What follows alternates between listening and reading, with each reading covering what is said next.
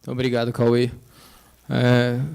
Obrigado pela exposição. Eu lembrei um pouco que eu visitei no Chapadão Ocidental Baiano e o quanto eu fiquei assustado quando a gente saiu de Dianópolis para chegar à Estação Ecológica Serra Geral do Tocantins e passando pelo Chapadão Ocidental Baiano, acabou passando da hora, né?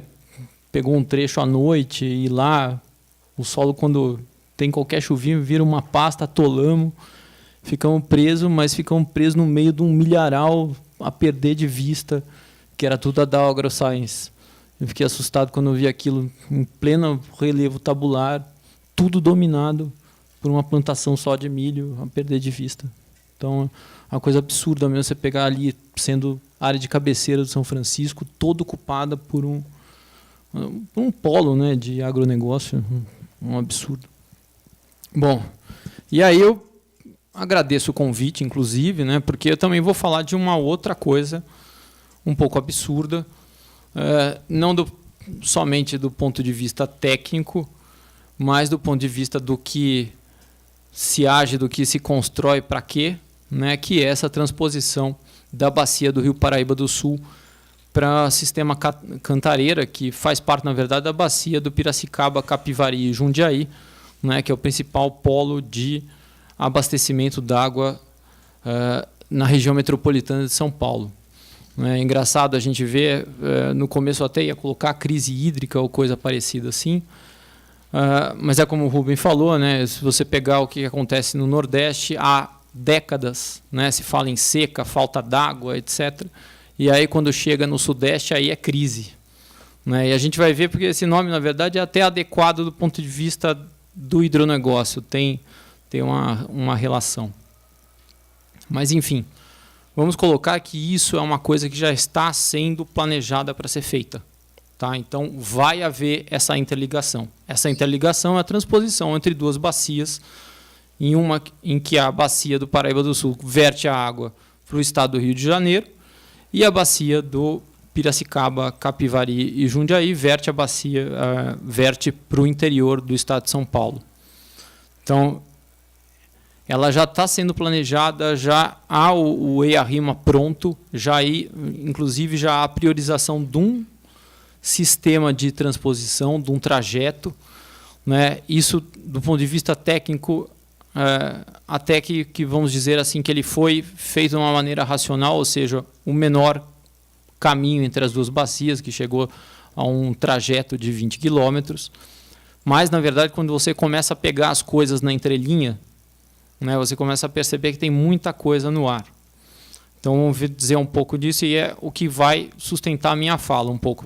Falar da realidade das bacias, do que é previsto no estudo de impacto ambiental e relatório de impacto ambiental, e aí fazer uma breve análise crítica disso, porque, é claro, que esse assunto ele não é tão fácil de ser discutido, você tem que estudar bastante, profissionalmente é uma coisa complicada, porque você tem conflitos de interesses, muita coisa variante no processo, mas eu vou tentar dar uma passada por cima do que a gente tem. Então, por que é que vai ser realizada essa interligação?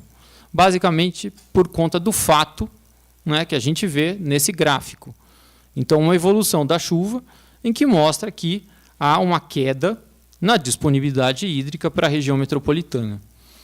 Então, nessa falta de água, você tem uma série de diretrizes programadas para serem feitas para se evitar essa situação de você ter os reservatórios assoreados e, né, ainda por cima, com essa utilização desse volume morto, ou essa reserva técnica, como alguns o chamam, né, em relação a esses mananciais, né, que abastecem pelo menos metade da população da região metropolitana. Então, aí a gente tem um exemplo bem claro disso, né, o quanto o reservatório, principal reservatório da região metropolitana, ele vai aumentando as suas margens em relação à diminuição do espelho d'água. E isso é uma coisa que já aconteceu há 15 anos atrás, né? Depois, enfim, no ano de 2000, depois em 2001, depois se agravou mais ainda em 2003. Aí ele voltou a ter um crescimento em termos de volume d'água positivo, e a partir de 2013 ele começou a baixar de novo, e hoje a gente está com uma situação aí entre 10% e 20%, mas que tudo indica que vai retornar a esse volume de 5%, 4% até o final do ano. E o que acontece com essa transposição? Por que eu tenho que falar das 3 bacias? Porque são essas que vão envolver todo o sistema.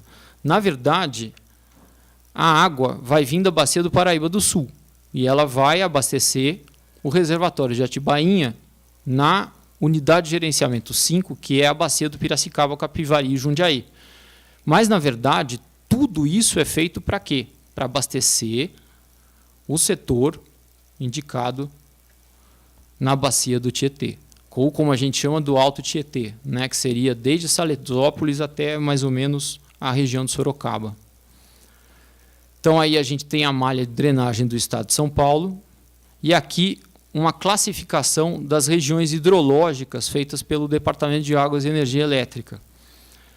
E aí a gente vai ter a região de conflito, nesse caso da transposição, aqui.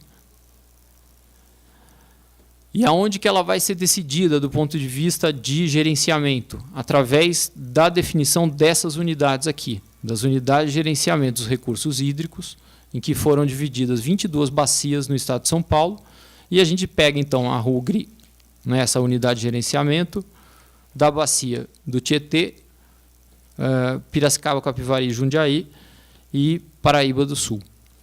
O que acontece? Essa região ela acaba sendo um dos principais polos industriais do país.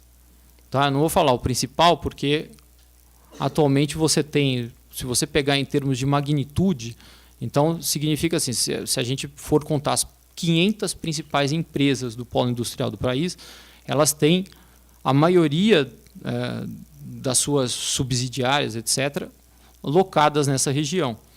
Então, quando a gente fala em crise, né, e esse é o foco do discurso, é porque ela é voltada à falta d'água que existe para abastecer esse polo industrial. Não é abastecimento da população em si, nem água para tomar banho, para beber, nem nada disso, mas é abastecimento para esse polo industrial. Então, como é que é essa interligação? A gente tem aqui a cabeceira da bacia do Paraíba do Sul e o reservatório do Jaguari, e aí a interligação é feita para o reservatório de Atibainha, na bacia do PCJ. Tá? É uma coisa curiosa que a gente não pode esquecer, que assim, o principal sistema de abastecimento, a área de manancial desse local todo, é a represa do Jaguari. Então tem uma diferença entre a represa do Jaguari aqui na bacia do Paraíba do Sul e a bacia que a gente tem aqui na UGRI 5. Mas enfim, tudo isso é para abastecer o quê? São Paulo. Então, no final das contas, você tem envolvimento de 3 bacias, 3 grandes bacias no estado. Mas, se você pegar os estados, você tem envolvimento não só de São Paulo e Rio de Janeiro, né, mas também do estado de Minas Gerais. Eu vou explicar por quê.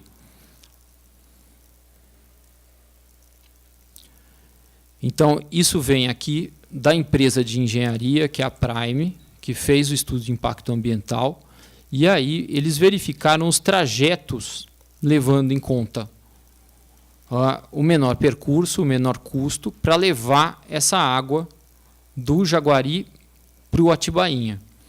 Na verdade, esse projeto ele vem em cadeia com outros, né? Um deles é o projeto relacionado à bacia do São Lourenço, que a gente já discutiu, que é em relação ao Vale do Ribeira.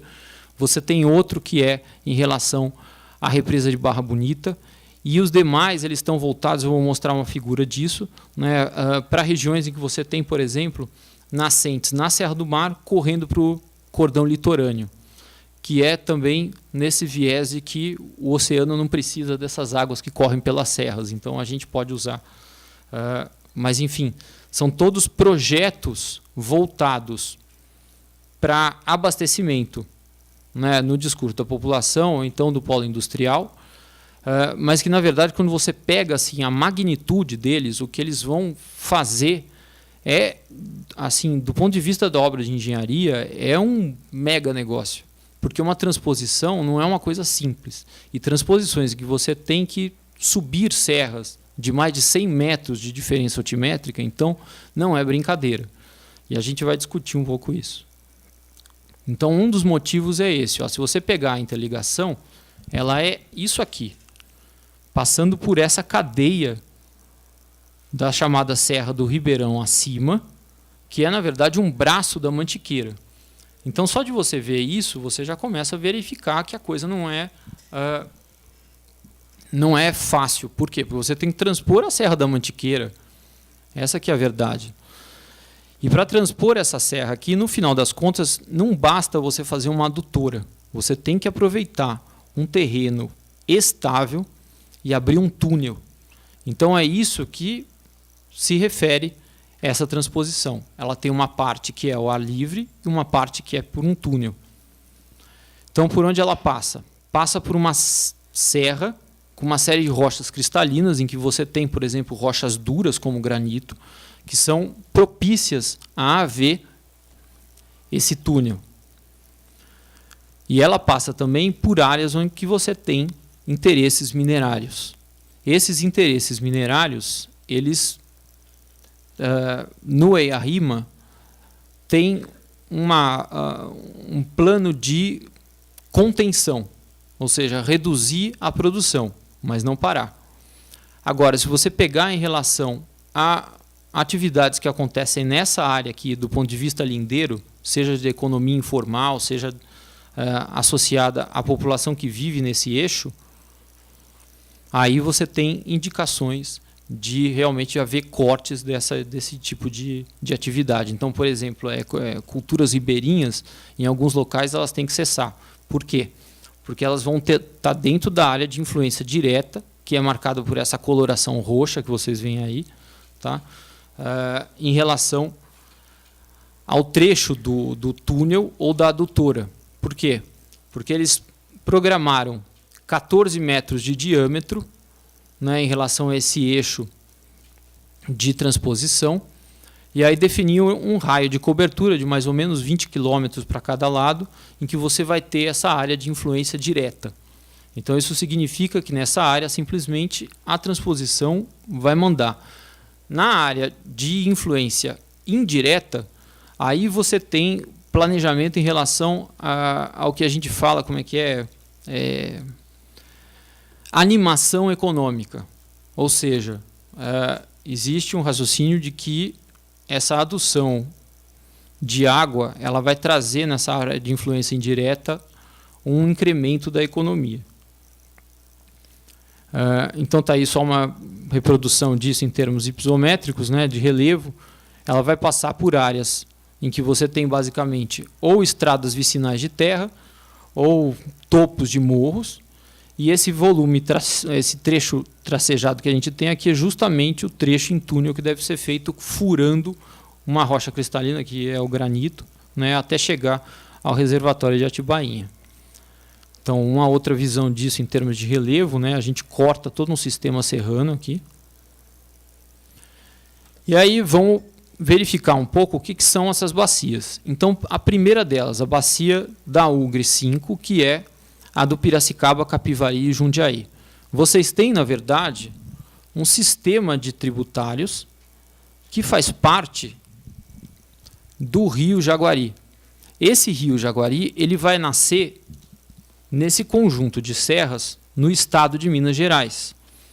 E ele vai ser armazenado aqui no reservatório do Jaguari, que na verdade é a área em que você tem a bacia do rio Jacareí. E esse vai ser, na verdade, o reservatório principal desse sistema que vai abastecer a região metropolitana de São Paulo. Então toda essa água, na verdade, ela, apesar de naturalmente correr para o interior, ela é mandada para as áreas de reservação, em que se inclui o reservatório de Atibainha. De lá ela sofre uma adução até uma estação de tratamento de água, que é a estação ETA do Guaraú, e de lá ela é então distribuída para os ramais. Tá? Então, vejam só, o que a gente tem aqui do lado? A represa do Jaguari, que é, na verdade, cabeceira de drenagem ou nascente do Rio Paraíba do Sul. Então, quando começou essa história de que há uma falta d'água, crise hídrica, etc., só de olhar esse mapa, você já percebe que não faltava, né, muito tempo para ver um projeto desse tipo. Por que a gente não transpõe a água de uma bacia para outra? Aqui a gente tem a bacia do Paraíba do Sul. A área de conflito, de interesse, né, da transposição é essa aqui. E o Paraíba do Sul, na verdade, ele é um rio interestadual, em que você sempre teve discussão entre os estados de São Paulo e Rio de Janeiro. Inclusive, quando começou a sair essa proposta da transposição, o governador Sérgio Cabral, ele desceu a lenha, criticou imensamente, falou que ele não podia, que o estado do Rio de Janeiro não podia deixar de receber uma gota sequer. E depois ele não mudou o discurso, mas ele se calou, né? Parou de falar assim, a gente vai ver por quê. E aqui a gente tem a bacia realmente do Jaguari, que nasce em Minas Gerais e corre, na verdade, para o rio Tietê. Tá? O rio Jaguari desemboca no rio Piracicaba e vai para o rio Tietê. Então, quer dizer, você tem uma bacia que corre para leste, a outra que corre para noroeste, e, enfim, tudo isso é para o quê? Para abastecer o sul e sudeste. Tá? Então, tem aí todo um sistema complicado e que vai custar, evidentemente, muito dinheiro, e ele é priorizado para segurar o setor industrial nessa região que a gente tem da região metropolitana. Tá? Então, só para vocês verem, isso aqui é a malha de drenagem da região. A gente pode ver que ela tem alta densidade, mas se você vai para o campo e começa a visitar as pequenas cabeceiras, você vê que elas são intermitentes. Você não tem toda essa água que é mostrada aqui. Tá? Mas não é só um problema da água. E essa que é a grande crítica que se faz a todos esses projetos. É porque uma bacia ela é um ponto, uma linha ou uma área. Uma área.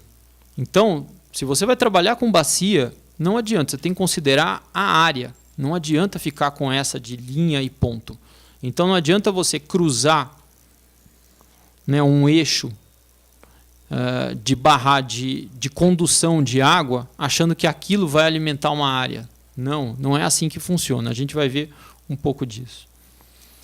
Então, só para dar um detalhe maior, né, você tem a reservação no sistema Jaguari, na área de cabeceira da Serra da Cantareira, né, juntamente com a bacia do Jacareí, e depois você vai tendo como se fosse uma escada hidráulica.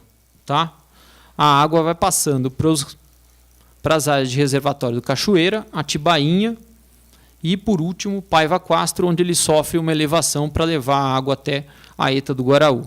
Né? Eu acho que esse desenho aqui ele é até melhor.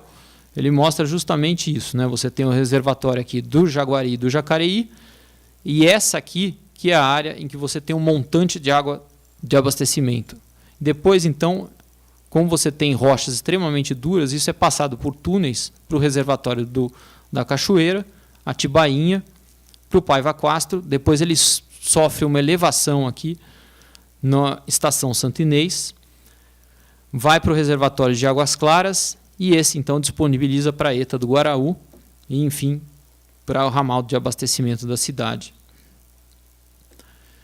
Mas essa figura, que inclusive é um leitor presente na estação elevatória Santo Inês da Sabesp, a gente pode ver muito bem o que é essa passagem de água. Então, notem que aqui você tem a reservação, depois a primeira transferência para um reservatório no Cachoeirinha, e olha como está o Atibainha. Ó. Baixo, por quê? Porque ele, na verdade, é um dos degraus da escada que só serve para passagem de água. Então, por exemplo, se eu medir a água aqui, adianta alguma coisa? Não. Porque, na verdade, a água vai estar vindo daqui de cima e, na verdade, ela não vem nem daqui, ela vem da onde? De Minas Gerais.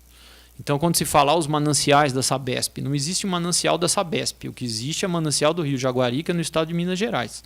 O que você tem lá para o município de Bragança Paulista é a área de reservação. Tá? E, em seguida, o que você tem é a escada hidráulica. Então, o que acontece? Essa água vai sendo transferida e vai passando para os demais reservatórios. Então, até curioso, vocês veem aqui que antes de chegar, né, a ETA do Guaraú, uma vez fizeram uma reportagem mostrando, olha, estão escondendo as águas, né, da Cantareira, mostrando justamente o quê? O reservatório de águas claras, que é justamente o último degrau da escada hidráulica. Né? Quer dizer, ninguém está escondendo nada, na verdade é porque essa água está vindo de cima. Tá? Bom, então, como é que a gente entende essa transposição? É fácil, é só você pegar e ler o EIA-RIMA, que se somar todas as páginas lá, dá umas 1.500, cheio de dados técnicos, desenhos e etc., mas que tem uma lógica a ser seguida quando você vai lendo os primeiros tomos, né, que são justamente as divisões que falam do projeto da transposição. Então, esse é o principal deles, que é para o licenciamento ambiental. Tá? E nesse licenciamento ambiental, a gente vai ter, primeiro, uma indicação das alternativas estudadas, que vai justificar, inclusive, a transposição. Então, vocês têm uma série de medidas aqui, né, nesses pontos que estão numerados, que vão indicar aonde se pensa em fazer algum tipo de obra técnica, né, para contribuir para o sistema da Cantareira. Né? E aí se coloca que esse que está circulado aqui é um dos mais viáveis, porque você tem, na verdade, apenas uma serra separando os dois reservatórios. Né? E aí o que acontece? Nesse ponto de vista, mesmo se a gente pegar pelo discurso técnico, tem uma questão que é a seguinte: existe uma coisa que a gente fala em hidrologia que é gradiente hidráulico. O gradiente hidráulico é o quê? O nível d'água no subsolo, que vai variar segundo uma retroalimentação da chuva, a chuva que infiltra e escoa pela superfície. E essa vai depender de uma certa inclinação do relevo e dos materiais por onde ele vai passando. E quando você pega esse gradiente hidráulico, aqui ele simplesmente não existe. Porque essa água ela verte para cá, né, onde você tem o reservatório de Atibainha, então, enquanto que a do Paraíba verte para cá, então não existe gradiente hidráulico nenhum. Você está num divisor de águas ali na Serra da Mantiqueira. Aonde você tem maiores gradientes hidráulicos? Da Serra do Mar para o cordão litorâneo. Por que essas medidas não são voltadas principalmente à Serra do Mar? Mesmo se a gente retirar essa bobagem de que a água, o oceano não precisa dessas águas que vertem da Serra do Mar até o cordão litorâneo, porque é obviamente que precisam. Você tem um ciclo hidrológico que é restabelecido por esse sistema de escoamento, então não dá para a gente falar que não precisa. Mas no final das contas, se a gente pegar do ponto de vista do gradiente hidráulico, que é uma coisa que foi entendida há 2 séculos, esse gradiente hidráulico está aqui, na Serra do Mar. Por que não pega de lá? Porque você tem outros reservatórios nessa área toda aqui. Um deles é o reservatório de Paraibuna. Se esse reservatório de Paraibuna competir com a água, por exemplo, do rio Itapanhaú, que nasce na Serra do Mar e desemboca em Bertioga, no litoral, o que acontece com o reservatório de Paraibuna? Ele perde controle político daquela região de abastecimento. No final das contas, se você pegar no papel, na ponta do lápis, inclusive, cai o custo d'água. Então, não é viável economicamente. Então, descarta-se essa área aqui e prioriza-se a transposição. O que é uma transposição? Uma transferência de águas. Ela tem uma lógica em relação à sua disponibilidade. Basicamente, o que seria? Você tem uma água, uma área fonte e uma área de destino. Você tem que ter mais água na área fonte e menos água na área de destino. Mas não só isso. O valor da água ele tem que ser maior na área de destino do que da área fonte. Para então você falar assim, olha, então essa água tem que ser translocada para cá. Então é isso que vai se fazer. Essa água daqui, ela vai ser transposta da Serra do Rio acima, que é esse braço da Mantiqueira, vai ser reservada no reservatório de Atibainha. O perfil de ligação, que é uma obra de engenharia civil gigantesca, né, ele vai considerar também se houver um excedente hídrico na represa de Atibainha para haver o fluxo contrário. Então, ou seja, não só você vai trazer a água da represa do Jaguari no Paraíba para o Atibainha, mas também se houver excesso de água, a Atibainha vai mandar a água para o Paraíba. E aí, o que vai acontecer? A jusante da bacia do Paraíba, ou seja, né, Rio de Janeiro, com esse excedente de água. Não sei, mas que vai chegar lá, se houver isso, com certeza. Então, aqui é interessante a gente colocar um pouco essa definição do que é uma transposição, porque isso vai até de encontro com a palestra anterior. Isso foi perguntado ao secretário dos Recursos Hídricos em 2002, quando no segundo mandato do presidente Fernando Henrique Cardoso. E ele deu essa noção da transposição. É uma sustentação de um projeto voltado para o beneficiamento de uma área. E o valor econômico da água no destino tem que ser maior que o valor econômico na água de origem. Tá? Então, existe uma lógica que é essa aqui. Tá? Isso foi dado pelo professor Garrido, que hoje é professor da Federal da Bahia. Tá? Foi secretário dos Recursos Hídricos do Ministério do Meio Ambiente antes da criação da ANA. E vejam só, é realizada a transposição quando o valor da água de destino ela também soma-se ao custo ao destino. Então, se o custo é baixo e o valor da água no destino é maior do que na origem, a transposição é válida. Então, não existe um critério para a transposição natural. Não tem por que existir. Né? É sempre econômico. E o que a gente tem nessa área entre Atibainha e o Jaguari? Um polo enorme de indústrias, né, que precisam dessa água. Apesar da Fiesp ter uma política de reservação nos principais polos industriais para não depender da Sabesp, ainda depende. E é dessa água que eles precisam. Então, uma coisa que foi feita para a bacia do Tietê e que até hoje não se fez na bacia do Piracicaba, Capivari e Jundiaí, em que a justificativa é porque ela é muito maior. Mas se você pegar a bacia do Tietê, foi feito um levantamento pela FUSP em 2009, em que coloca os principais usos da bacia. O primeiro deles é para a agricultura, depois para a indústria e depois para abastecimento humano. Não duvido que nessa região aqui o que a gente tem em primeiro lugar para abastecimento é a utilização da indústria. Tá? Não quero chutar, obviamente, mas é muito provável. E o que é bacia? A bacia, na verdade, ela não é só uma área que coleta essa água e verte, né, para o oceano. Ela tem um sistema interno que também faz uma transição, né, de uma água de uma bacia para outra. E essa independe de você ter um divisor topográfico como a Serra da Mantiqueira. Então, se você diminui a disponibilidade hídrica, que é fruto, no final das contas, do ciclo hidrológico, você vai afetar não só o sistema externo, como também o interno. Então, no final das contas, se trata da água superficial e subterrânea. Então, só uma representação mais gráfica, você tem um corpo d'água, tá destacado aqui, desde a sua nascente até a foz, e a bacia, na verdade, ela vai ser uma área comandada pela topografia na superfície. Tá? Como eu disse, aí em subsuperfície, o divisor topográfico não comanda a circulação de água.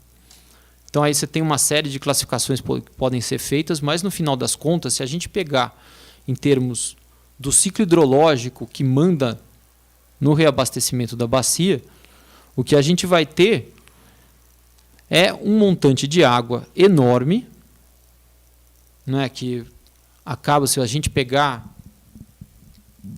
em termos mundiais, acaba sendo uma coisa da ordem de 1.385 bilhões de quilômetros cúbicos, alguma coisa assim.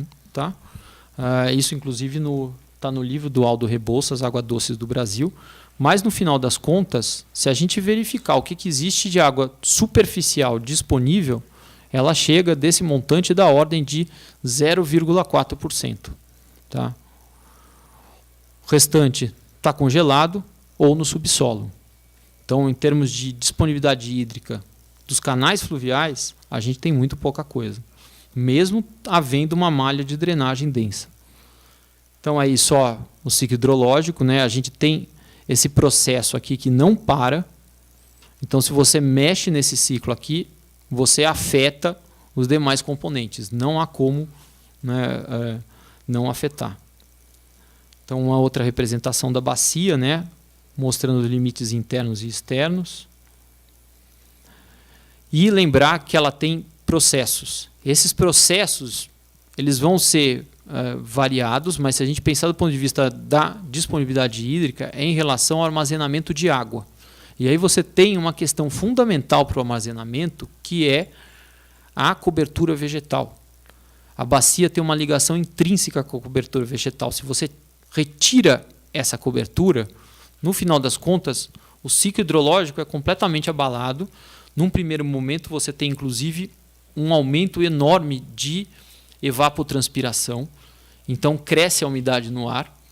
Mas isso, depois de um longo tempo, né, de um longo tempo não, mas de 2 anos, aí o que acontece? Você começa a ter uma escassez de umidade até chegar a níveis de aridez. Né? Então, umidade relativa do ar de 12%, 10% e assim por diante. Então, esse fluxo ele acaba sendo afetado quando tem a retirada da vegetação. E não só o fluxo, mas também o que eu falei para vocês do gradiente hidráulico. Essa transcirculação de água aqui, ela vai diminuindo, o nível de água no subsolo vai rebaixando, e quanto mais isso acontece, mais você diminui a água, porque não é só a água que cai da chuva, mas aquela que é evaporada ou aquela que circula do ponto de vista do subsolo ou subterrâneo. Então você precisa ter um balanço ocorrendo, ou essas coisas aqui não funcionam da maneira que deveriam funcionar. Né?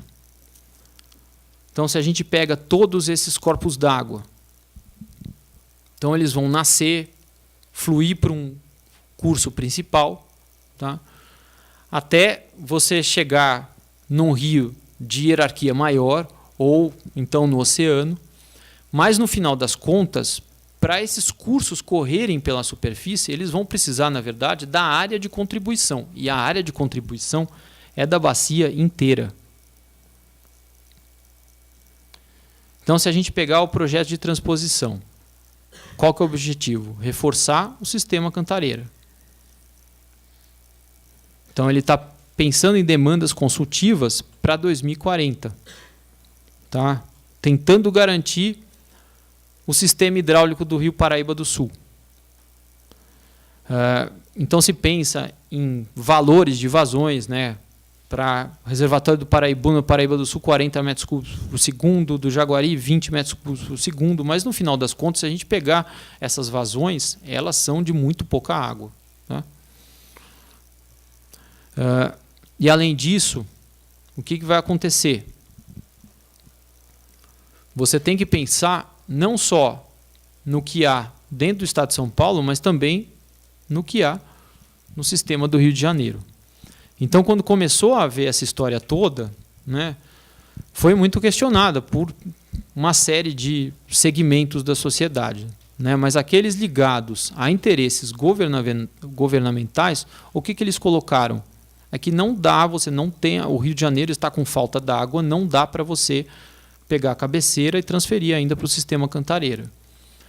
Qual foi a contrapartida do governo, né, trazendo dinheiro do Programa de Aceleração do Crescimento para que houvesse essa transposição e aí um certo equilíbrio entre o interesse dos dois estados. R$1 bilhão. Essa que foi a conta feita. Então, essa adutora, ela vai ter mais ou menos 13 km de extensão, mais 5 de túnel, tá? Transpondo todo esse sistema para cá. Aí vocês têm aí destacado, né, a alternativa 5, variante 4, que foi a que foi preterida dentro do estudo. Mantendo algumas características técnicas dos traçados. Então, uma delas é que a transposição ela tem que acontecer em área rural, não pode passar em área urbana. Por quê? Porque você tem muito menos problemas de desapropriação, enfim, de todo contato que você tem com a população residente nessas áreas, né? Inclusive para mudança de atividade. E numa área urbana fica mais complicado, porque você já tem lá um espaço edificado consolidado. Então, aqui você tem alguns dos impactos ambientais apontados no EIA-RIMA. Vejam só, todos eles, né, são indicados em relação ao quê? Ao diâmetro da adutora de 14 metros, mais o raio de cobertura. Entende? Não se pensa que você pode ter, na verdade, uma extensão para as laterais maior da área de influência direta. Né? Então se pensa em impactos minimizados na área de influência indireta, que na verdade não é bem assim. Porque se você retira a vegetação nas margens, isso vai afetar as áreas de cabeceira que estão fora desse eixo, né, da transposição. Então aí você tem as áreas remanescentes de vegetação nativa e as unidades de conservação. Vejam que os traçados, inclusive, eles foram feitos de maneira a se evitar, né, a passagem por essas áreas de unidade de conservação. Mas é claro, você não tem jeito. Por quê? Porque você está pegando a Serra da Mantiqueira. A Serra da Mantiqueira é cabeceira de drenagem. E aí você vai ter unidade de conservação e APA. Não tem como evitar. Então, no final das contas, tem uma degradação que está sendo pensada só do ponto de vista do raio de cobertura da área de influência direta. Isso não é muito certo. Então, aqui um exemplo disso. Ó. Você tem lá o trecho da adutora, tá? E a área de influência direta, com o raio de cobertura. Tá. Só que vejam só, o que acontece? Você vai ter aqui outras áreas de cabeceira que também vão ser afetadas, tá? Desde o sistema Jaguari até Atibainha. Não há como você evitar isso. E vejam, aqui, ó, se você pega esses corpos d'água única e simplesmente, aqui você não tem a cabeceira deles está para montante, está fora dessas áreas. Então como é que não vai ser afetada? Não tem lógica se você pensar simplesmente em área da bacia. Bom, o que o projeto planeja?